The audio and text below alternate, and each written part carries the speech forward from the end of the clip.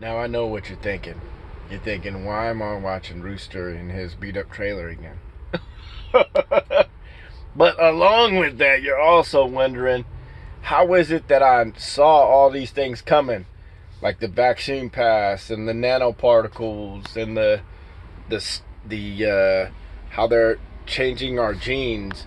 You know, before this was all proven and confirmed, even though people that the masks don't work, all these things. How did you know? I know people are still stuck in and don't want to look at these things, and even though their own sources have said they don't work, and they just kind of go back and forth and tell you this and then tell you that the next day because, well, you don't really have the tools to make a decision for yourself. So you're basically stuck in assuming. And you know what assuming does? Makes an ass out of you and me, right? So you're stuck in a place of trust, of default trust. Like, oh, it must be true. They're in power. They got there, so they must be telling the truth. They must, all of that is a cop out. Just because everybody says something does not make it true. And if you look back at history, in fact, it's fairly obvious that that's not the case. That usually the masses, they got a fucking clue, you know. So if you're like in the masses, that should be like a sign to yourself that you're still under programming, you know. Yeah, I hate to put it to you like that. So how did I get to this shit? Well, basically, it's just about knowing my own shadow. It's about shadow work. That's how I'm able to see this shit. Is that you learn about your own justifications, your own nasty, dark, selfish, self-centered shit that we do to slip out of accountability and to gratify our short-term goals. You know, even though we know that it doesn't line up with our long-term overall perspective, we make justifications, and in that sense, we compromise ourselves. And every time we compromise ourselves, we compromise our health and integrity, because we are eternal. If we're sick and we're falling away, this is what the word says. I didn't say this. It says that death, because we brought in these foolish decisions, that we brought death upon ourselves. You know, that death is the imbalance of improper perspective. You know, he said, you must be, if you're not sown into the vine, you're cast out into the fire. So you're either a part of life or you're a part of illusion. Now you may not realize that you're in that illusory state until you're in a lot of pain, and even then it can be quite a challenge to come to terms with that, because basically you've got to see yourself for who you are, you know, and acknowledge the little cop-outs that we tell ourselves in order to become the victim, in order to use everybody, the world, as a scapegoat, and basically say that God is wrong. You don't know what you're doing, God. If I was in charge, this is how I would do it. But we don't have a clue what we're even doing with ourselves. So, like, well, that's why we're sick. That's why the world is sick. So this pandemic, the sickness, has to do with the lies that we've told ourselves, right? It's just like in our personal life, right? When we have made a compromise in our own personal life, then we get sick. It's psychosomatic, you know. We are not fully in one or the other. So that invites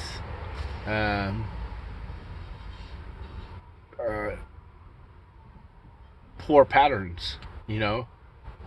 It's not conscious. It's not a conscious, and that's really what this is all about. The birth of Christ is really about us moving from an unconscious process to being conscious about what why we're doing what we're doing, because it's only then that we can truly be liberated, that we can truly, get in harmony. Once we've revealed what is there, just is that there must be a falling away first. So we have to see what is contrary to the light of God. Well, how do we do that? Well, pain and suffering is not something that's necessary. It's something that's brought upon ourselves because we tend to hold on to an improper, incomplete view of things. So, it can be quite scary to let go of that perspective because it's all that we know, and that's why it's literally a death process. And so that's why a lot of these religions and the mystery schools were there to help us through this process, to consistently support us in being clear about what we're doing, first of all, and then supporting us through it.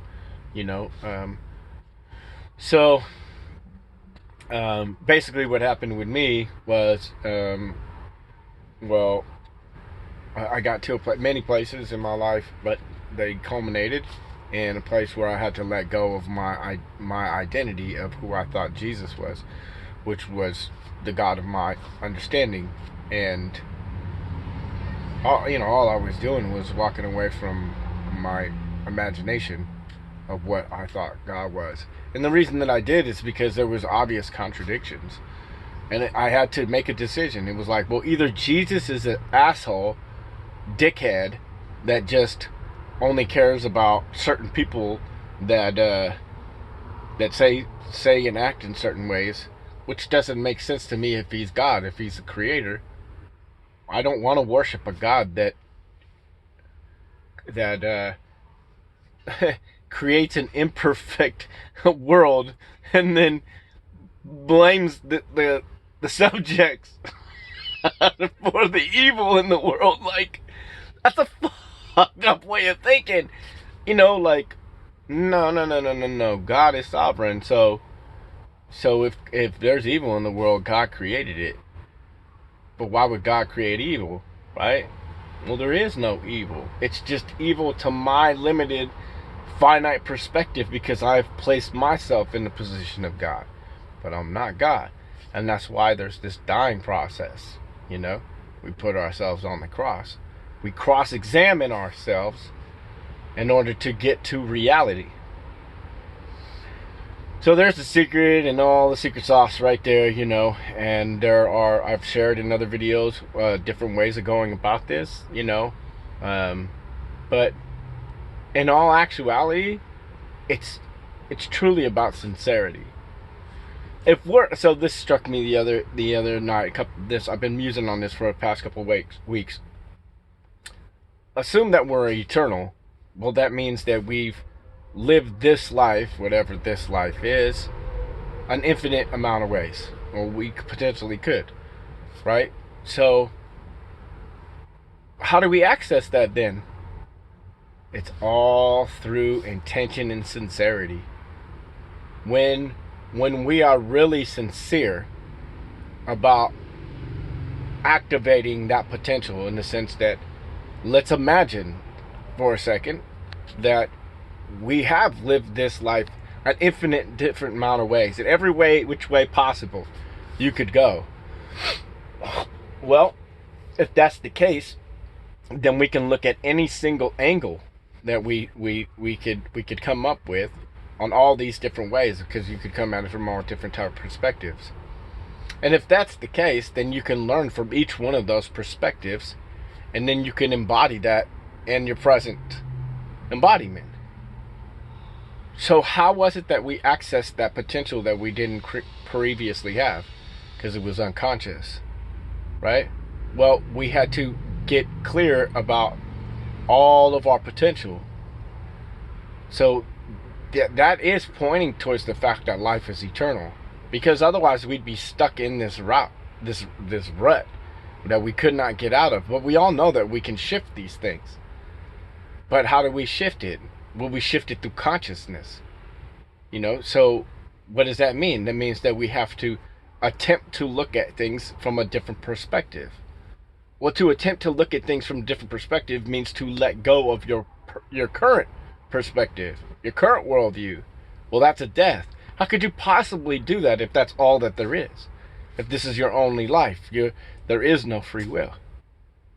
But because life is eternal and the spirit is free, then it can imagine, it can go in all kinds of different directions. And it's not until we actually sync with that we can embody that. But there's the secret sauce, right? You know, like the fact that it says my people perish for a lack of vision. Well, we don't give ourselves the opportunity to envision the world that we actually want to live in, because this is eternity.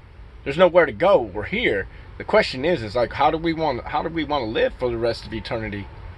You know, and at first it's a scary proposition. It's like, I don't want to live for eternity because there's a lot of pain and suffering and craziness. Like, it's boring.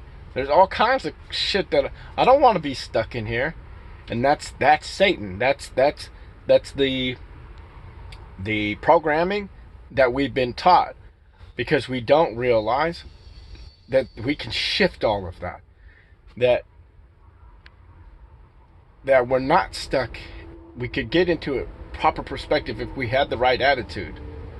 But we're not coming from it. I'm from a place of heart. We're coming from a place of mind. We're trying to control. And control is an illusion. No, you have to let go of all that. So you have to come from the heart, right? And so it's let go. First off, it's letting go of these visions that we know are contrary to the greater scheme of things. That when we look at how we would go about things, and we see that our plans run contrary to what our own goals are, then we can let go of that. But if we're not conscious of that, if we don't see that we're being counterproductive, we just continue on in our destructiveness. And so there is the conscious Christ. There is the awareness that's ever present. That ever-present death that can come to once we have the proper frame of reference, once we have the proper attitude. We've approached the altar, the Holy of Holies, within our mind and our soul, because we are the body of the Spirit. You know, we get caught up in the casings, right? So instead of getting caught up in the frame of all these words, we should be asking ourselves, what is being said here? Where is the Spirit at? You know, what is the meaning? What is the purpose? We've kind of dismissed this through our scientific, that's another program, to think that there's no meaning and there's no purpose. Because to look through a scientific worldview is to just see how. It's just a causality. It's this to that to this to that. But it doesn't, that is a linear thinking. It doesn't give us an overall connectivity of what the Spirit is comprehensively doing, you know. Well, but when we step back, that we see that we're dying to what is not proper, and that things that are can be encouraged and be further harmonized, you know, so that,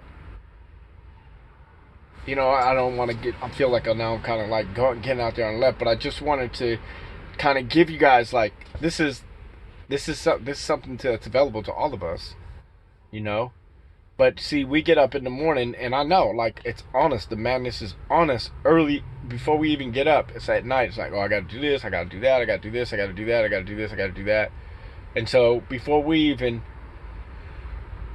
sit down and really consider what the potential is fully, like, try to really grasp this was what I think was being pointed at on the Sabbath, the seventh day of rest, is to let go of these forms. It's like you worked all week, okay? So you need to embody these things, but there has to be a rest, a letting go of that, so that we can get back to the greater potential of things. So it's like, you know, like full potential, and then once we have embodied that, once we see that and we meditated on that and it's clear, then we can reify. You know, we can we can step into and embody these practically speaking, you know, but oftentimes we're just doing the next thing that's on our list, and we haven't really connected it to the rest of the dynamic world that we're experiencing. So it's really isolated. That's why it doesn't come off properly. We have to on a consistent basis, and it seems at least once a week, right? You know, take some time to sit down and really consider the greater potential of all these things. Reassess. Okay, look, this is what we said last week, where we should be at. Is that where we still are? Are we moving in the right direction? And if not, how do we need to make further adjustments? But oftentimes we don't look at that shit. We just get going. We get caught up in the case. We fall into our embodiment, right? All we can see is the goal, you know? So we miss the mark again. So there's this dynamic. I mean, it's part of living this eternal life, but it's not, it's just one part. You know, we have to learn to embrace both sides of that dynamic so that we can synthesize that process, be very clear about that, so that we're crystal on what should and shouldn't be implemented, you know, and always have a humility about ourselves to reconsider. You know, not that we should be fluffy or floppy and all that shit. There's most of this stuff is super duper clear, and and we should, you know, and you can get to that fairly quickly, asking yourself about, you know, how many does this harm or does it liberate? You know, is this thing that I'm doing, if everybody were to do it, what would the world look like? Is that sustainable? All right, well, that's a good barometer, you know, of like what actions we should and shouldn't be taking in the day, you know. So just a couple of tools that I want to throw out there, because it's easy for us to assume that everybody has got this, but I remember struggling for many years, wishing that somebody would tell me these things. And I'm grateful that I struggled through all that now, because I got it. Like, I got it. You know what I mean? Like, I had to go through it many times. Looking at 10 years, losing kids and all kinds of craziness. I'm not alone in this, you know, but like, is that all necessary? If we truly learn the lesson, you know, do I need to really go through this? If there's full potential and I truly consider something and I sincerely move in that direction, I've been told my scripture says that we're forgiven. It's as far as the east is from the west. But that sincerity is key. And you can't fake that shit. And we constantly fool ourselves. And so, you know, if things aren't popping and manifesting like we should really ask ourselves, you know, what is our true motivation? All right, y'all. That's about it. Love you.